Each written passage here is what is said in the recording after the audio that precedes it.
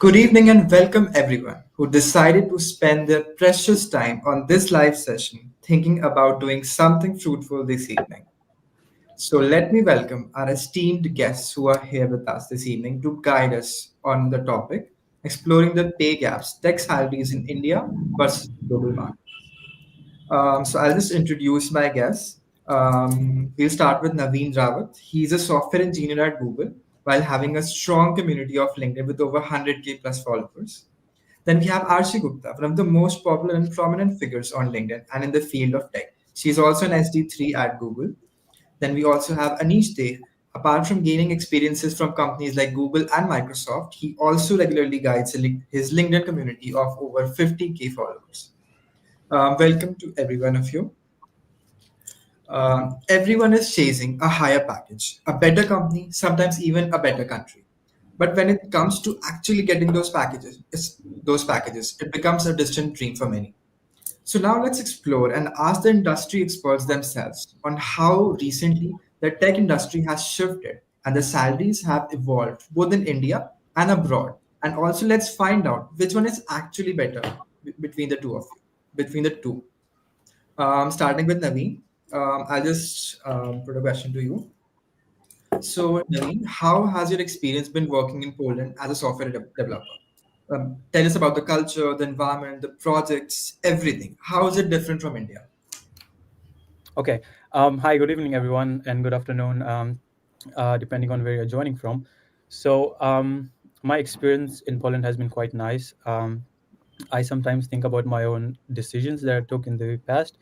Um, and when I think of this decision, I think about how different my life would have been if I didn't move to Poland. So, life in general has been, it's pretty good here. Um, I think what's most important about the culture here is that everyone respects everyone else, and so basically, even for, let's say, if you book a cab and the cab driver comes, then you would usually greet them. You would say good morning or good afternoon.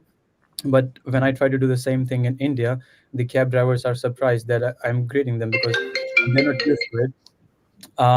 And I'm sorry, what was the other part of the question? The environment, just in general, the projects Yeah, that okay. help you do that. Basically, for the folks who don't know me, I work as a software engineer at Google, and I'm based out of the Warsaw office. And the team that I'm a part of is the devices and the software.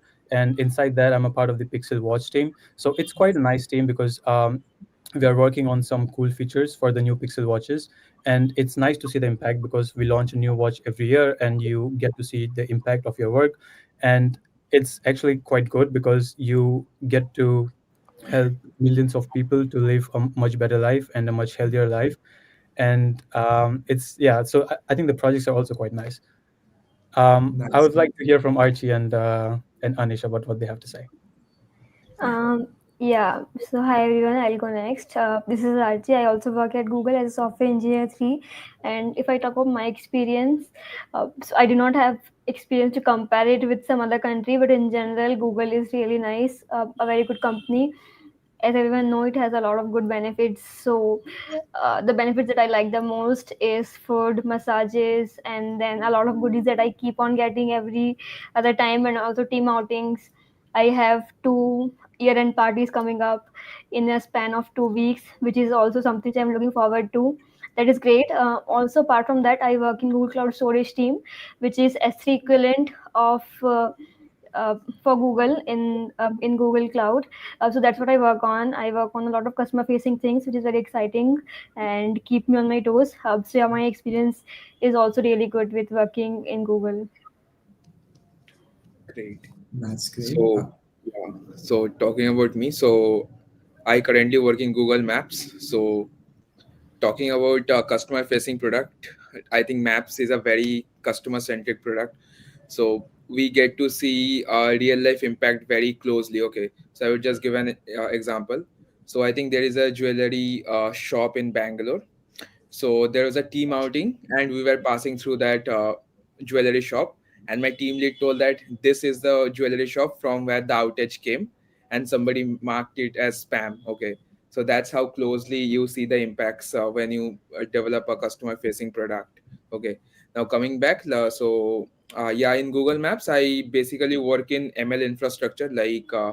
I build means my team builds systems which onboards, offboards, or maintains the ML models for moderating the reviews, edits, or anything you see on Google Maps. Like basically, whatever information you get about a certain place on a Google Map, our team moderates that. Like the ML team and our ML infrastructure team moderates that information. So life, I would say, is very good.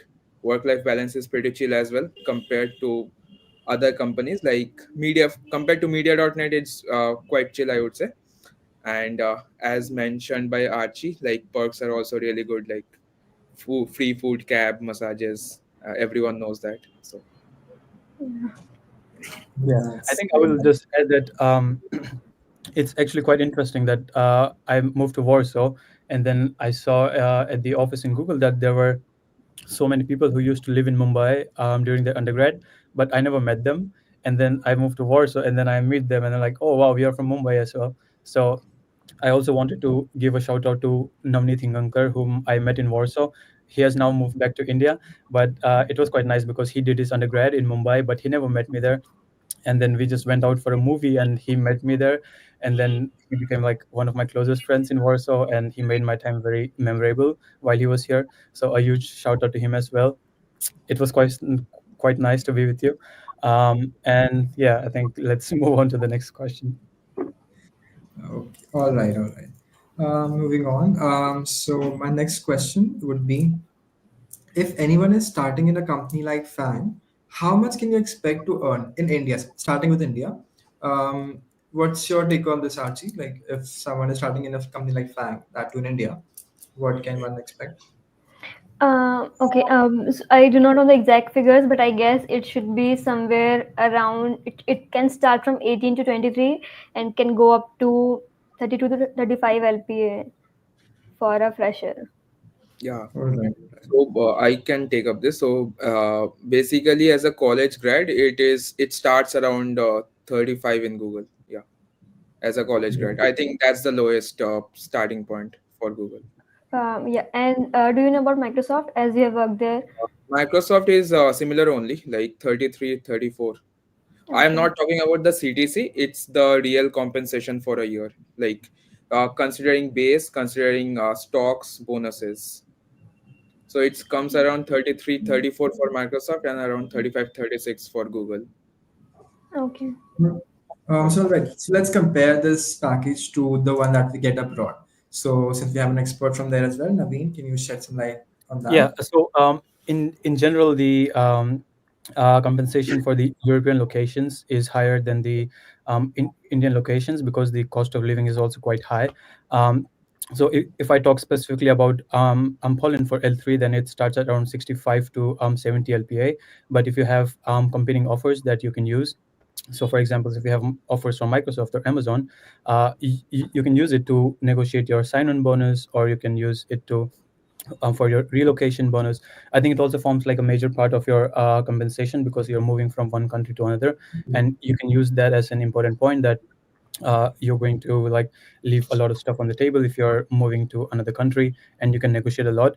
And then we also have the bonus, which is the yearly bonus, and it's like a 15% of your base salary.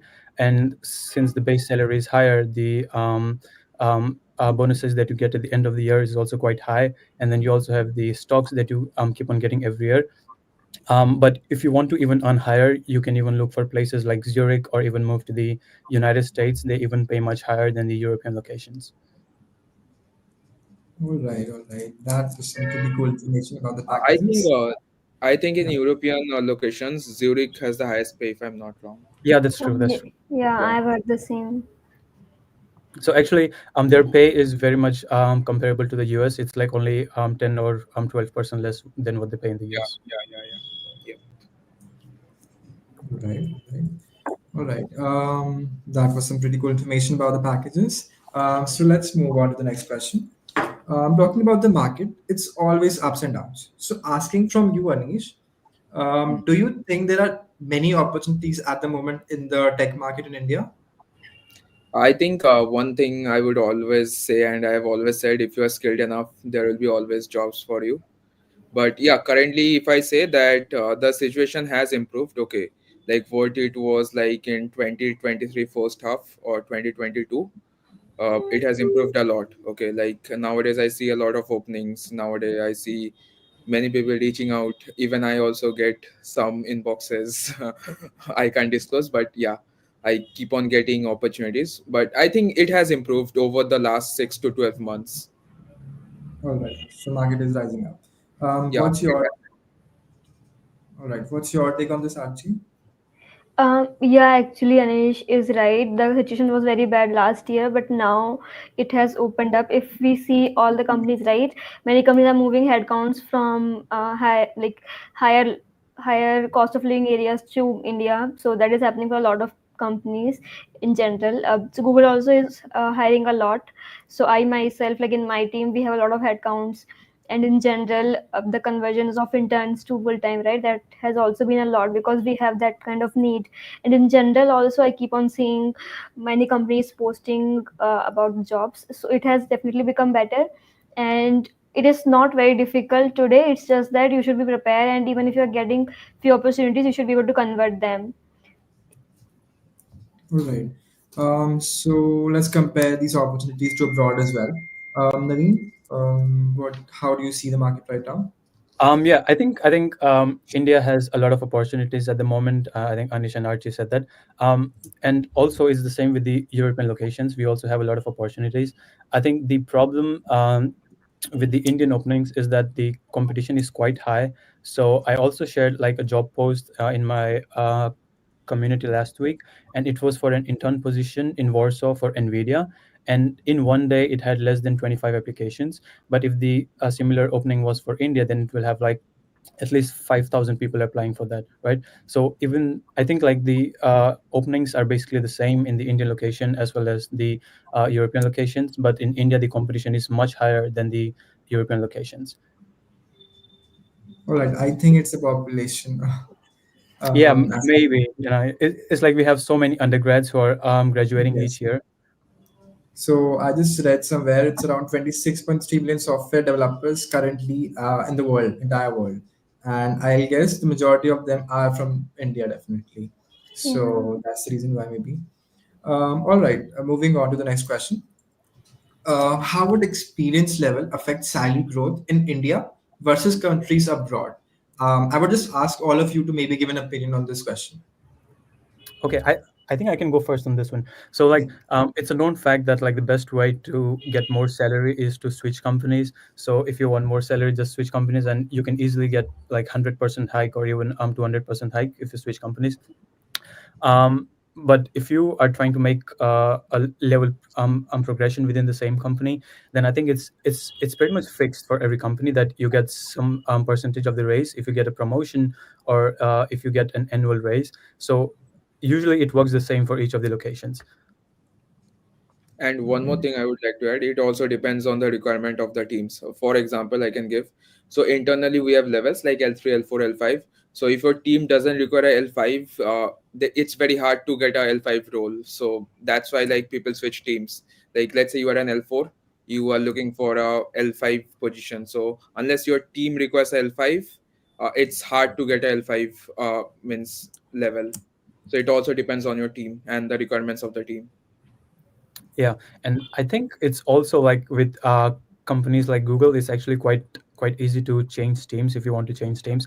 I've myself been a part of 3 teams until now, and it's quite easy. So you just talk with the hiring manager, and you just let them know that you're interested in that role, and then your current manager won't even know that you are applying for that new role, and then you can just move to a new role. All right, all right. Yeah. Yeah, Archie. I also feel the same, like these two people, I mean, these two mentioned that I guess switching company is a much easier way to get a higher salary than working for promotion, because you have to like consistently perform on a level above you to prove that okay you are ready for that promotion, and then you actually get it. This kind of things happen especially at Fang, that you actually have to prove that okay you're working at that level, you perform at that level for some time, and then okay when they feel okay that you know you are actually on that, then you get promoted. But when interviews comes, like we already work at Google, right? So we already know DSA and everything. So it is much easier for us to change job. Again, like Naveen said, job level change really does not give you that much hike. But when you are changing company, you can easily like get up to 100, 150% hike easily. So yeah, like getting more salary is definitely much easier when you're changing companies. All right, all right. That's some insightful information. Moving on to the next question. Naveen, what challenges do Indian developers face when applying for jobs abroad? Maybe you can share some challenges that you faced while you were applying. Hmm. Yeah, I think for me it was like, and even now the hardest part is actually to get the interviews rather than to clear the interviews. Um, because there are so many applications, and so like the most important thing is to actually get your resume noticed by someone who is hiring. So I usually recommend everyone to apply as soon as possible, because usually for most of the companies how it works is that they review the applications on the rolling basis, which means that if you apply first, then there is a very high chance that your resume will be viewed by the hiring team. And so what I suggest is that, just put alerts on LinkedIn, put alerts on different pages, follow people who regularly share updates about the new jobs and the new openings. And once you know about those openings, sometimes it's even better to just apply for those roles rather than waiting for referrals for those positions, because at the end of the day, even referral is to actually get your resume noticed. And so if you believe that you have good skills, then you should apply as soon as possible, because if you have the good skills, then, and if they view your resume, then they're going to give you an interview. But on the flip side, if you take the referral but if your resume is not good, then even after viewing your resume, they're not going to interview you. um, and another thing I realized is that for most of the people who came from India to the European locations, they were actually working at the global companies which were well known. And it makes sense, right? So, for example, if you are working in some startup which is famous just in India, for example, let's say Cred or Swiggy, right? So these are actually pretty good companies, right? But the recruiters who are not from India and who are hiring for locations which are outside of India, then they might not know how good Swiggy is or how good Cred is, right? So I think it's also beneficial to work in a company that has global presence, so that the recruiter knows that you work at a company which is already a reputed one, and that they are not taking a chance on you by hiring you, right? I think these are some of the tips that you can use to like boost your application. All right, all right. That would be One definitely more thing useful. I can add is that, like as Navin told, that don't wait for referrals. One more point is that even after applying, you can still get referred. Okay, like once someone refers you, your the referral gets attached to the applications for the past 30 to 90 days. Okay, so you can also get referred after applying. So first, don't wait for referral, apply. Then you can always ask for referrals. If someone refers you, the referral automatically gets attached. That's how it works in Google, at least. Yeah. Well, Um, that's new for me as well. So thank you so much for sharing. I'm sorry, Archie, for stopping you. yeah. So what I was saying is some people also do this thing. So usually referrals are tracked using their email ID. So people usually keep two email IDs. So but one, like they see a job and then they apply immediately, and then second one they put it in the resume and then give it for referral, because that might take some time, right? So they are going via two routes, and then it also helps some people. I think whatever works the best for whatever person, right? Yeah, just trying to Marketing. increase the chances. Yes, yes, exactly. That's what matters. All right. So moving on to the next question. Just a thought-provoking question, specific to each one of you. Which one would you all prefer? Working remote in a European company or actually getting relocated to abroad itself? That's a personal question. Yeah, Not I a think I big can one. go first on this one, because I just moved to Warsaw to work for Google. So basically, a few things about me. I was born in 2000, which means that I'm quite young. I'm just 25, and I don't have like a lot of responsibilities or a lot of people to take care of, and so I can just move abroad. And if I feel like I should go back, then I can always go back. Um, and at this point of time, I would definitely prefer to work for a company in the European locations, because I can also travel a lot. I can go to the concert and I can see a lot of people. But if you have like a family with you and you also need to take care of your child's education and a lot of other things, then maybe it makes sense to like work in a remote role from India, because you can spend more time with your family. But at this point of time, I don't need to think about those things. And so whenever someone asks me, hey, should I move to a different country, and I always tell them, like, if you're young and if you have the energy to like go out and meet new people, and if you love doing that, then you should definitely try it. It's like an experience of a lifetime. You get to meet new people, you get to hear their stories, their perspective on things, and it really changes you as a person. The way you behave, the way you conduct yourself, the way you talk to other people, it all changes, right? And so you should definitely try it. I also know a few folks who are like in their early 30s or in their early 40s. They also move to different countries just to have these experiences. So I think it becomes a harder decision if you are like a bit older, but if you're young, then you should definitely try it out. All right. I've definitely seen your concert post, Naveen, on your LinkedIn, by the way. Thank you. Uh, Yeah, they were so fun. what's yeah? So what's your take on this, Archie? So if I heard it right, the question was whether you will move abroad or you will work remotely from Europe, right? From Yes, no, working remotely in India itself for a company that's based in Europe or relocating to abroad itself. Okay. So actually, I do not have a choice. I would like to try both. So like I am current. So I usually work by going office. So I wouldn't like to work remotely. But yeah, I would consider moving for some years and then experiencing that as well. Trying it for yourself. All right. Anish, what's your take on this? I would say work remotely. The reasons for behind is that like I have a lot of friends in Bangalore, school, college, and I feel if I move abroad, I will be much more lonely or alone. And but means I have a better time in Bangalore and in India because I have a lot of friends and family in Bangalore, Kolkata, whatever you say. And for the point that Naveen mentioned, that you can always experience what is to live abroad, I think if I travel, I would gain a similar experience. Like if I travel for a month or so, I would know how it works out. So I would prefer traveling and then coming back rather than working to get the experience. Because I feel I have a much more better time in India. Like I have a much more close time with my friends and family here because I means the persons you know is much less in abroad than you have in India. So for me, it's working remotely or working in India, not necessarily remotely like working in a company which has an Indian office. So basically, working in India. Yeah. Yeah, that's understandable. Totally. All right. Moving on to the next question. So, how would salary negotiation differ in an Indian tech company versus a company that's based in maybe in Europe, US, maybe some company like Google. So, how would the negotiation differ basically? So for India, the negotiations goes like if you have a competing offer or not.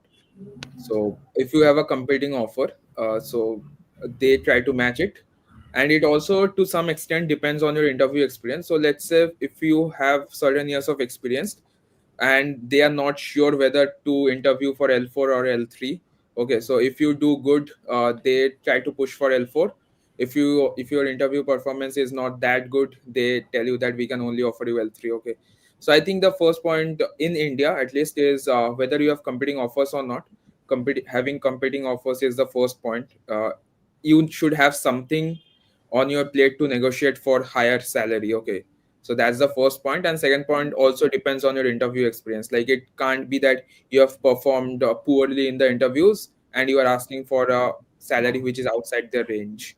Okay, so it has to be a combination of both, that you have performed well, the hiring manager is interested to select you, and you also have a competing offer to negotiate for a higher salary. All right. Yeah, that's Naveen. actually. Uh, I'm sorry, you were saying something. Yes, Naveen. I was just I asking. mean, yeah, what he's saying is quite true. Like, if you do well in interviews, then you have a upper hand in what you're asking for, and you can ask for an amount that you feel is right based on how well you did in the interviews. And if you have a competing offer, then you can like definitely use it to get like a lot of packages. So base salary is not the only thing that you can negotiate. I think I said earlier that you can get sign-on bonuses, you can get like your stocks, and you can ask for more stocks. Um, but the like you should also know what you're asking for, so it should not happen that you did bad in your interviews interviews, or that you don't have an offer, or you don't have a very good reason to ask for good money, then it doesn't make sense to like negotiate a lot.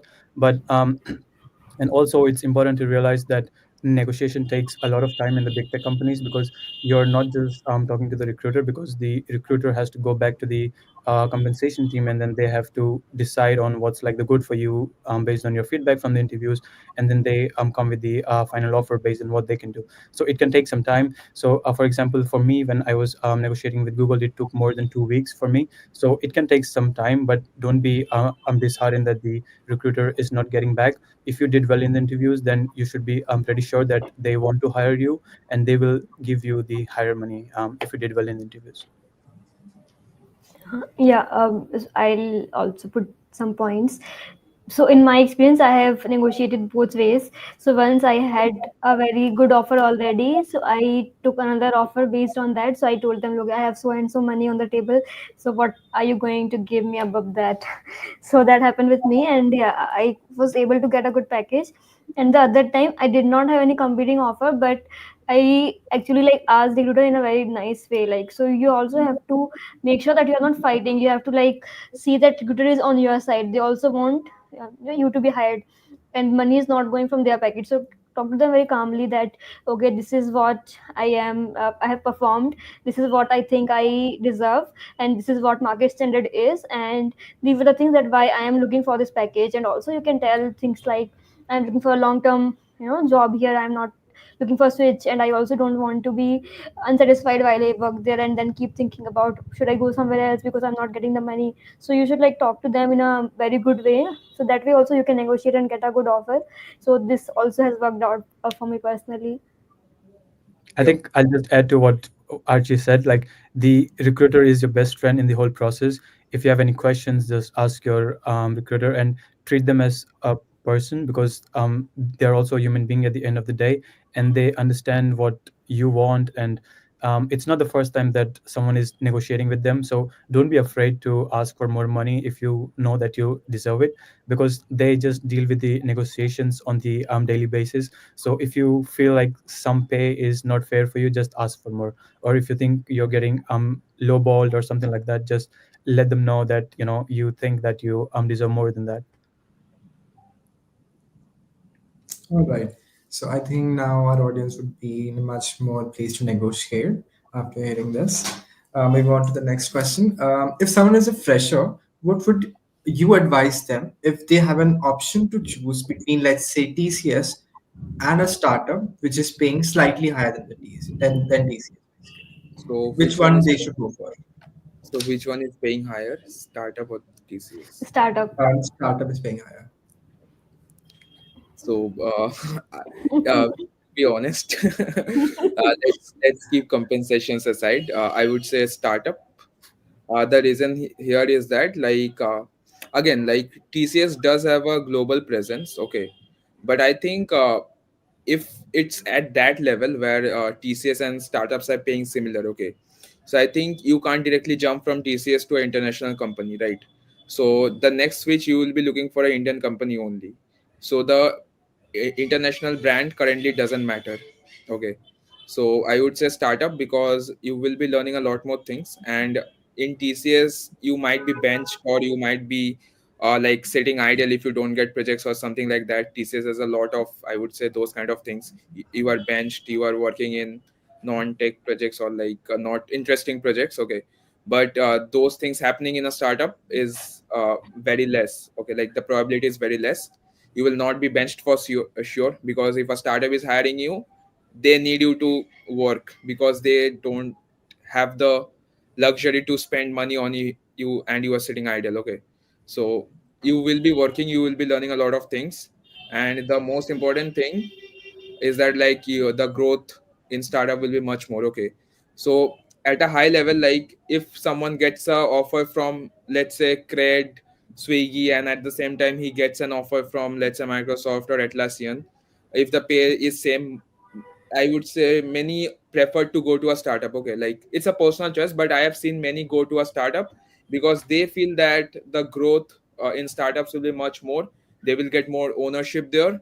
And at the same time they get a lot of ESOPs. Many people say that as well, like you get a lot of ESOPs, and if the company goes to IPO, that is like pure lottery. Okay, like you can become a crorepati or a millionaire overnight. Okay, so that's a pure Exactly. lottery if your startup goes to IPO. Okay, so there are a lot of reasons I would say ki, a startup is much more preferable than a TCS kind of a company, like Uh, hands down. sorry, continue. Yeah, yeah, go ahead. Okay, yeah. So I was also thinking about the same point. First of all, even if salary was slightly lower, I would go for startups for the same reason. First, because you could be benched. Second, because you could do support kind of work. Third thing is uh, the growth is also very less, right, in startups, because there are a lot of less people. There's chances that you will go on higher level much faster than companies like TCS. Also in startups, also in TCS or any other company, if you go, they'll give you training for 3 months, and like it takes a lot of time. But when you're a fresher, you're very excited and you want to work. But so in startup, when you go, you immediately work and learn a lot of things. Also, you own things end to end, because they don't have the luxury of having a DevOps team, a front end team, a testing team, all that. So you are doing everything on your own. So that's a really good experience that you can get. Also, yeah, and yeah, the most important thing, the IPO thing, yeah, that is something And one more which, thing. Yeah, sorry, go ahead. yeah, I was just saying that that is really a pure lottery. I have heard, like, I think Swiggy, or yes, recently, right, some 50 people became crorepati in like one night. That has happened recently. So that's a very big cost that you should consider startups. Yeah, one more thing I would like to add is that like companies like TCS have a 3 month notice period that makes it Mm. extremely hard to switch. Like you would face a lot of difficulties. Like means guide some of the people, and some of them told me that I have a 3 month notice period. What should I do? And like it's a real deadlock. Okay, like companies want you to join like within 1.5 or 1 month, and you are within a 3 month notice period. Okay, and you can't get out of this unless you resign without having an offer. Okay, which is very risky. So that's one of the very major reasons not to choose TCS or like those kind of companies which have a higher notice period. Because see, in company most of the companies do have like 30 days or 45 days notice period. Even in Google we have 30 days notice period, which is standard. So when you have a 3 month notice period, that's a big red flag. Right. Naveen? Yeah, I think before I say what I would prefer, I would also like to add that I know people from both types of companies, like the ones who worked at TCS or Infosys, and the ones who worked at startups, and both of them were able to move into big tech companies. But it's much easier if you're working at the startup, because even the recruiters know that when you're working on a startup, you're actually wearing multiple hats, and you're working on so many things that you actually have knowledge on how to build systems end to end, and you're not looking at just one thing, but you have complete knowledge of the system. And it's also quite nice, like you get so many skills in just a short amount of time. Just make sure that when you're joining the startup, you actually know the team, and that the work culture in the team is pretty nice, because it's also a bit hard to find teams that have a good work-life balance in startup. I mean, it's always worse than the big tech companies, but also make sure that you're not doing something very bad for your mental health, just to gain those skills. Yep, that's one. That's true. That's extremely true. Um, all right. So moving on to the next question. Will remote work reduce the salary disparity between Indian and international developers in the future? I think, yeah. Yeah. I'm sorry. I'll go with this one. So basically, there's this Murphy's law which says that anything that can go wrong will go wrong, and I have some variation of it, that anything that can be moved to a low cost region will be moved to a low cost region. And I think if the companies can get their work done remotely, and if they don't have to like spend on their rental place, and you rent your office, or you rent monitors and all the accessories for your um, employees, then I think they are going to do it in at some point in time. So I think and as we move towards remote work in the future, I think that's going to happen for sure. Yep. And one more point that can be added is that even if it is not remote, because many companies do prefer like employees coming to office, because they feel that it increases productivity, they will move their development centers from European or US to India for low cost services for sure. Yeah, that is actually happening right now as well. A lot of roles are being moved from those countries to India, and a lot of companies that is happening in present as well. Right, right. So, any take from your end, Archie, on this? Um, the Uh, salaries for international developers, if this happens. can you please repeat the whole Yeah, question again? I'm asking, would there be a salary disparity if this starts to happen? Like not just the moving the office part, but also the salaries of developers working there as well. Uh, okay. Yeah, I think something might change there as well, but I'm not sure to what extent. Yeah, Naveen, would you like to take that? Yeah, and I'm sorry. Can you repeat the question? I So forgot. question was, apart from moving the offices and starting to work on a low cost, will there also be an effect on the salaries that one can expect from I think companies? Because like yeah, I think the only reason why they want to move their work from one place to another is to save some money on that. So I think it will also affect the salary. But at the same time, if you want to get good talent, you also need to pay higher. So in case of Google, for example, what they do is for on the basis of the region that you stay. For example, if the top pay in that location is 20 LPA, then they'll try to pay you 25 LPA just to stay at the top of the market. So I think it's true for all the companies in general. Like you cannot pay less if you want to get good talent. So the disparity would still be there, but it will not be too much. Yeah. all right, understand. I guess that would much pretty much clear all my doubt. Moving on, this would be the last question. So there are 26.3 million software developers in the world. So how do you even stand out from the from the crowd? I mean, reaching FANG in itself is a milestone, but there are thousands of applicants even for that. As Anish mentioned, that whenever you open a job portal on for any company, there you'll see 5,000 plus applicants there. So, any tips from you guys which can help our audience? So basically, there are a lot of things that a person can do. So first of all, you can start with basics. Having a very good resume, right? That is the starting point. If that is not working out, you can also apply with referral. That's second thing. Third thing is you can be active on social media or maybe LinkedIn. Make connections there, and then try to get help from people on LinkedIn, or maybe connect with recruiters. That is something that you can do. Also doing open source contribution. That way also you can get some highlight. Apart from that, having very good accounts like GitHub accounts, a lot of good projects and everything. So these are some of the things which can like make you stand apart. Also seeing the trend. So currently AI is very much in demand, and a lot of roles are being opened up. So you might want to get uh, expertise in those kind of things, make projects on that. So yeah, just keep seeing what is being trending and then working on that, getting those skills. Also, I think many people, the mistake that they do is do not prepare according to the job. So okay, they are just preparing generically, and but when they are going to a specific company, right, they have certain different requirements. So let's say if you talk about Amazon, for them leadership principles are as equal as coding. So if you see for European countries, uh, in my own personal experience, I give their interview, and then they started with leadership questions and then followed by coding questions. So leadership questions went up to like 35 minutes, and then I had 25 minutes for actual coding.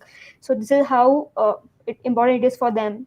So you should do your research, be prepared for where you're going, and then give your best shot, because you will get less shots in the present time. Right. Yeah. I think so. I have a friend who is around 45 years old, and he also works at Google. And I was just talking to him like a few months ago, and he has never been out of job. He has been laid off like a few times, but he never went out of job because he has like this particular skill, so he works on, he's a database engineer, and he has this specific skill, right? So I think what's like the most important is that you are like a T-shaped engineer, and what that means is that there's like one technology that you're very good at, and then there are other things that you just know, right? So it's always important that there is something that you know very well. Now it can be DevOps, or it can be database, or it can be something in cloud, right? But it should be something that you have like very role specific knowledge, and it will be very easy to get hired. So and there's also, if you're trying to get a job, then there's only not the general software engineering roles, but there are also other roles, right? Like the DevOps and all the other roles that I said. So you can also apply for those roles, and it's much easier because the competition for those roles is much less, because most people are focused on the generalist V roles. And also, not to forget that your career is like a long term thing. We are in this for like 25 to 30 years, and so don't be like ashamed to work in a company that pays less, because in the long term it's not going to matter that much. Just try to focus on upskilling yourself, and just try to have a good time. Don't take too much of stress, and know that you have to be there for like a very long term. And I think that's probably it from my side. Yep. That's such a nice advice, Naveen. Anish?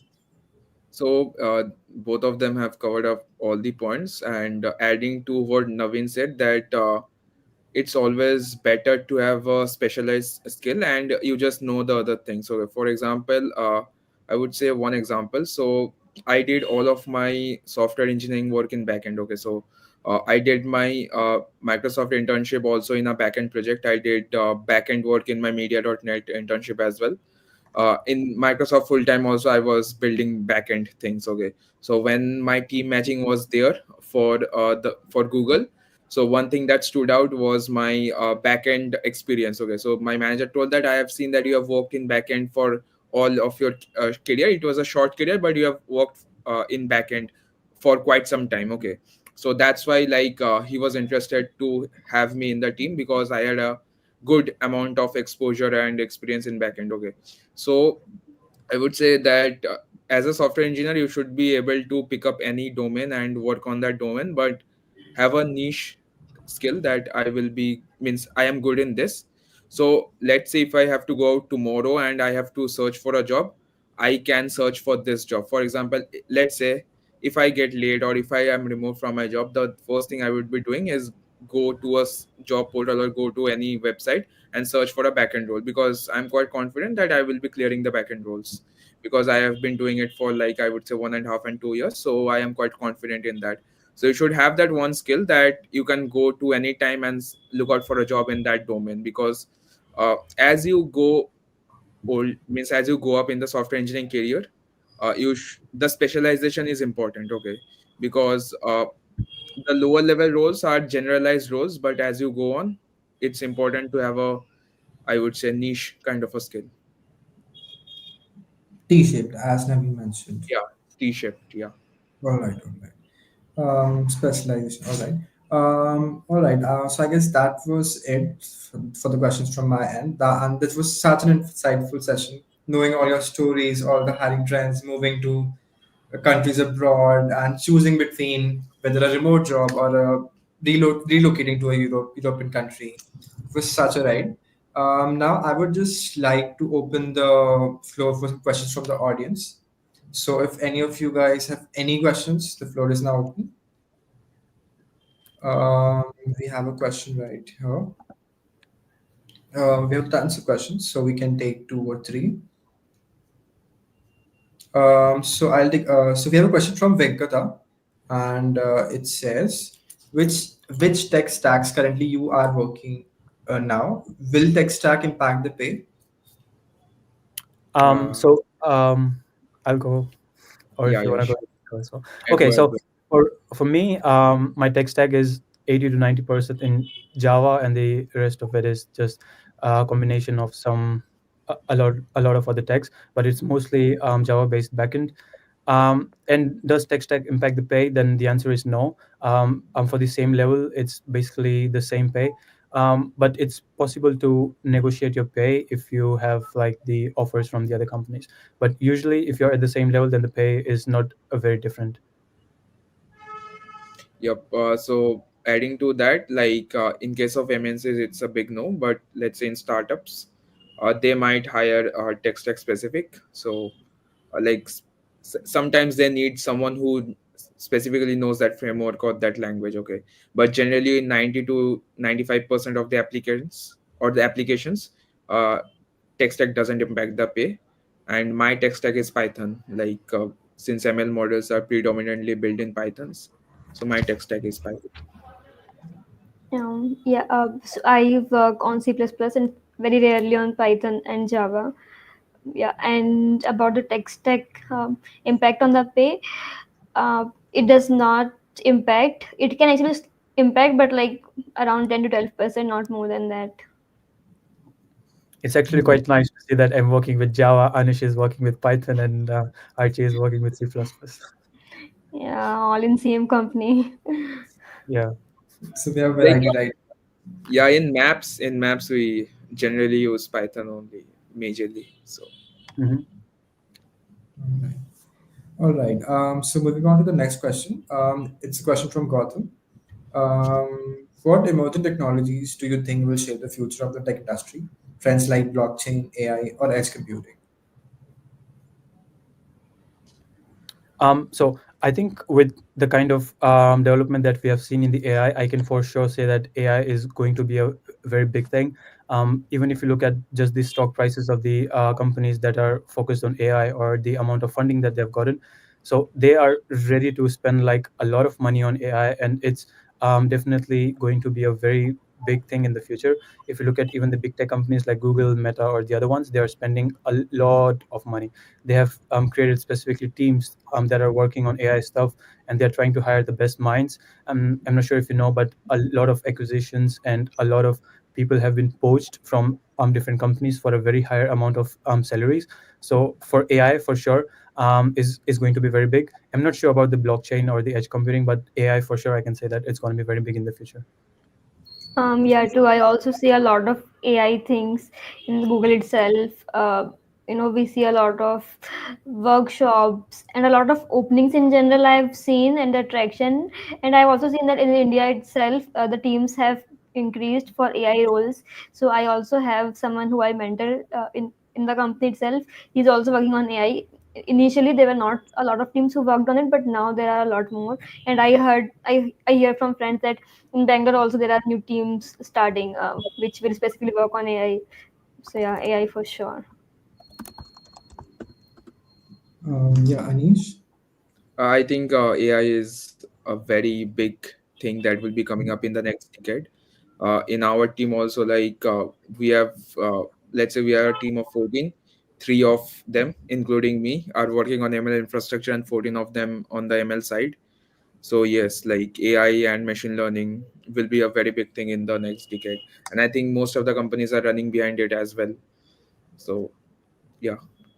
So in AI or like in ML, you should have the basic understanding of those. Like you can start from the basics like what are classification models, neural networks, and all of those things, and then generally build on top of that.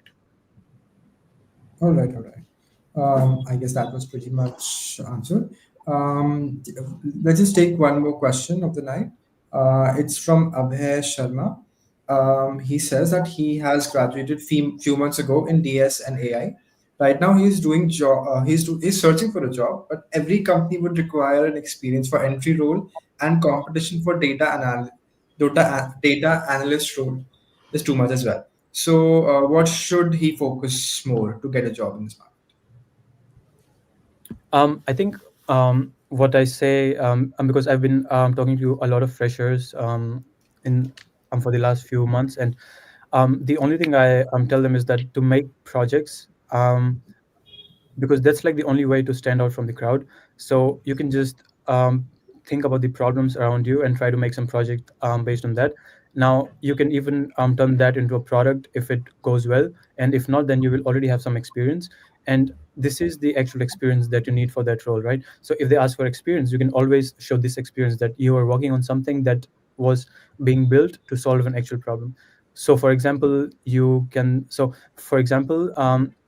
a lot of influencers, they do brand collaborations with different brands, right? So you can make something using your AI and all that knowledge to see who the right influencers for like a certain pitch is, right? So you take the input as the pitch, and then you in the output you just give, okay, these influencers post on these topics, and based on the brief, these influencers are like the best people to share your post. So you can make something like this, or very similar projects, because they actually solve a problem that exists, and if it does well, then you will make a really good product out of it, and you will have real experience that the company needs.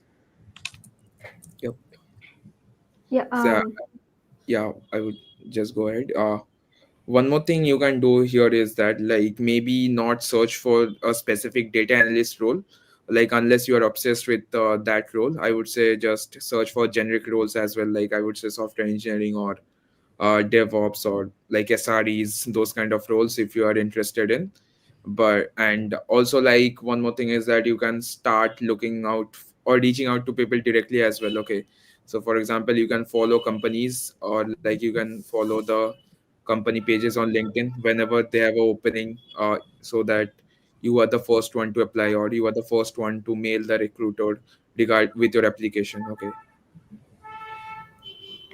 All Yeah, right. I can go next. Yes. So I would just like to say, so the first problem is that you need experience.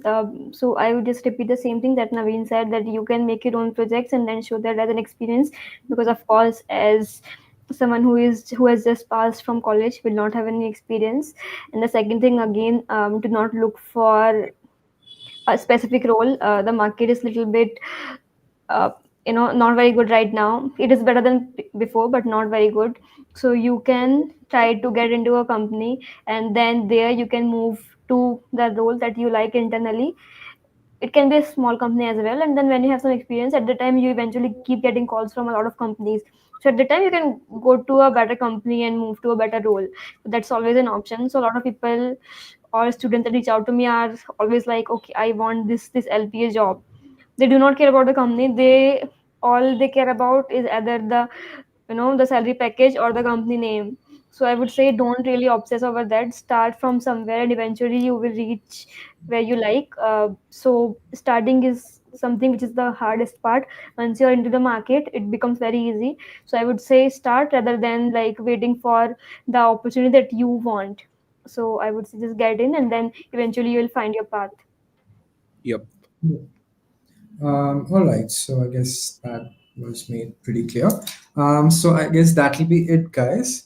I would love to thank you all, Naveen, Archie, and Anish, for joining us and guiding our students. It was such an insightful session. And thank you to our audience for joining. We would love to inform you that we have also recently brought something new for you guys. It's called GFD 160, a one of a kind initiative to help you with all your DSA blues. All you have to do is follow this 160-day roadmap, which gives you a problem to solve each day. Take this challenge, solve all the problems in the right order recommended in the course to become the ultimate DSA master and be interview ready. The link for the same would be in the comment. Keep upskilling. Have a great week. Bye bye. And thank you all for joining. It was Thank lovely hosting you all. Thank you for this evening. Bye bye. Yeah, thanks for the invite. Bye, everyone. Thanks so much for joining, everyone. Have a good evening. Bye bye.